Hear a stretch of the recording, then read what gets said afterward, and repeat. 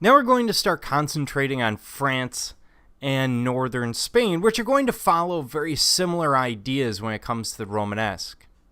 We're going to start with St Sernin. Now, this is on a stop to Santiago de Compostela, which is a major pilgrimage site in northern Spain.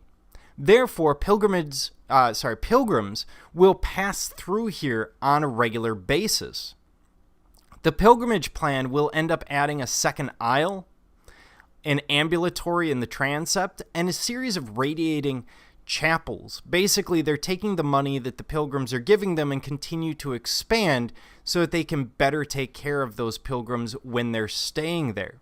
And this is on a grand scale. But before we get to that, I want to deal with some basic vocabulary and terms that we're going to be using regularly for these churches. This is the floor plan of St. Sernin that I'm using as an example. On the east side, usually, of the church, on the west side of the church, usually, we have the narthex. You can understand this as the church lobby.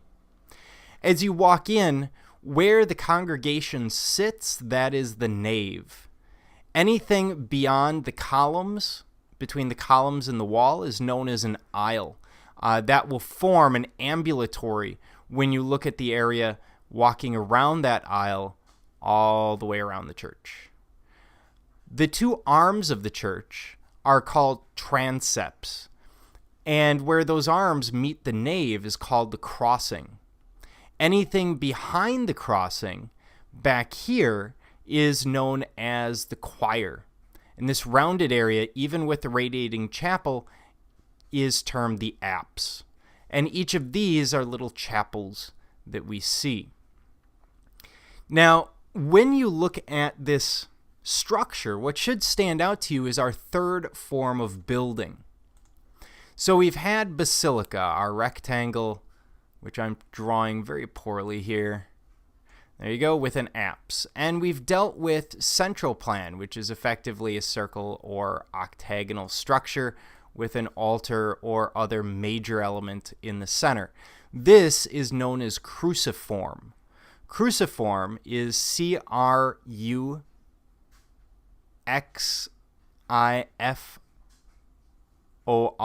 which I'm probably misspelling.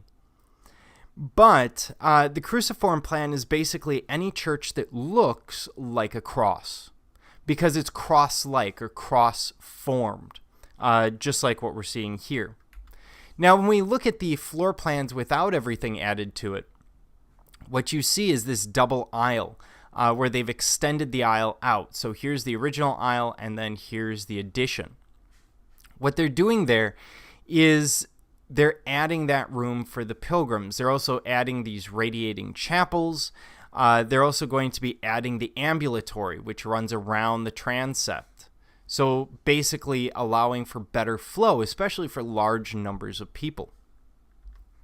As we look inside, we're seeing on the right an elevation view.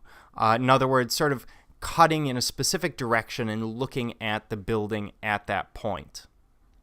And what we see, first of all, on the left, when you look inside, you see this stone vault. That's a barrel vault running the length of the church.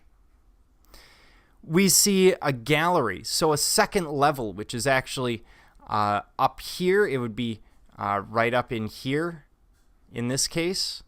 And that gallery is simply a second level for people to go to in this structure. All of this is to provide space for pilgrims. And we see a building that is regular, that is geometric. The galleries also help buttress the cut stone of the barrel vault. So by adding the galleries, what happens is, of course, that force coming from the stone ceiling isn't going to come straight down.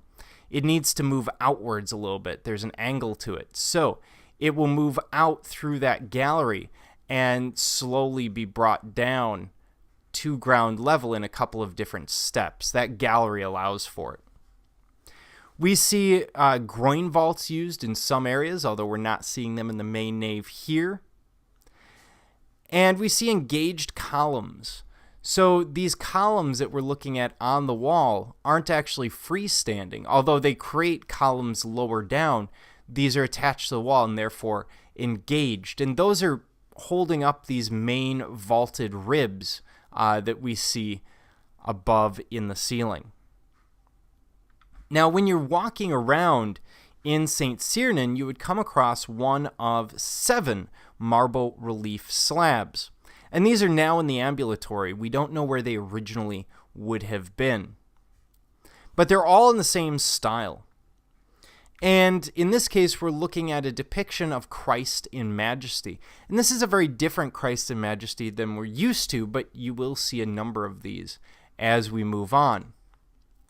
So what we're going to see, working from the outside in, we have these 4 figures on the outside. Those are the 4 evangelists: an eagle, a human, a lion, and an ox. And those represent Matthew, Mark, Luke, and John. The sort of oval shape that Christ is sitting in is the mandorla. When you look at Jesus himself, you'll notice there's no facial hair, as we're used to today, but he does have the long hair that we're used to. The halo has a cross in it, which tells us that this is Jesus, not someone else. His hand here, holding up 2 fingers and a thumb, that is a sign of benediction, a sign of blessing.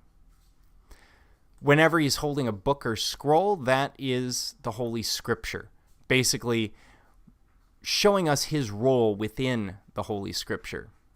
This this throne that he's sitting on with all of these arches, that tells us that he's on the throne of heaven. And when we look at Jesus himself, it's very patterned. This is not how fabric usually lays. They're not looking at a model. Instead, they're stylizing, probably based on medieval versions of this scene. And one thing that we're not used to, we don't usually see any kind of a belly on Jesus. We're not used to seeing that. But of course, again, they're going to be modeling off of people around them, and there may be people around them with this belly. They may see that as simply another element of human existence, and therefore they're going to depict it. Whereas, remember, in the Byzantine, they're surrounded by these Greek sculptures that don't have that frequently have a six-pack, and therefore they incorporate the six-pack onto Jesus. It all comes down to where you are. And the point of this is, for example, in the ambulatory, to give you another visual depiction, an idea to help you in your meditations or your prayers, to remind you of the story of Jesus, and possibly to compare your suffering to his, so you can see that yours is not so great, or maybe take a lesson directly from it.